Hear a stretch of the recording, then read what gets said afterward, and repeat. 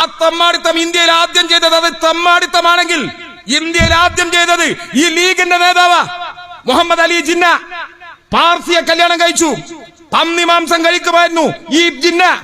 മദ്യം കഴിക്കുമായിരുന്നു ജിന്ന. ഇത് നാസർ കൊല അതിന്റെ പടായിയല്ല. ജിന്നയുടെ മകൾ ആയിഷയുടെ ആത്മകഥയിലുണ്ട്. ലീഗിനെ വെല്ലുവിളിക്ക ഇല്ലേ? പന്നി മാംസം കഴിക്കുന്നവൻ, നമസ്കരിക്കാത്തവൻ, എന്നിട്ട് അന്യമതത്തിൽപ്പെട്ട സ്ത്രീനെ കല്യാണം കഴിച്ചവർ. ഞങ്ങൾ അതിനെതിരല്ല. പ്രായം കൊണ്ട് ഒരുപാട് അന്തരണ്ട്, അതിനെ ഞങ്ങൾ എതിരുള്ളൂ. എന്നിട്ട് ഞങ്ങളെ ഇസ്ലാം പഠിപ്പിക്കാൻ വരിക ലീഗ്. ഞങ്ങളെ ഇസ്ലാം പഠിപ്പിക്കാൻ വരിക ലീഗ്.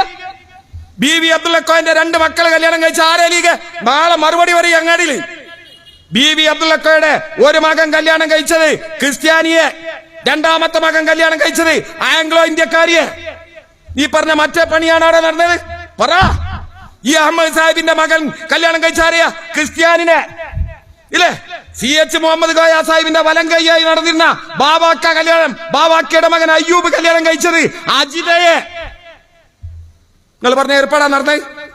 ഇന്നലെ കടപ്പുറത്തുനിന്ന് മറ്റോ പറഞ്ഞ ഏർപ്പാടാണോ നടന്നത്? പറ. വായി തോന്നിയത് കടപ്പുറത്ത് 4 ആളെ കാണുമ്പോ പറയാ ഇല്ലേ? നിങ്ങൾക്കൊരു കഥല്ല കേൾക്കണ്ടേ?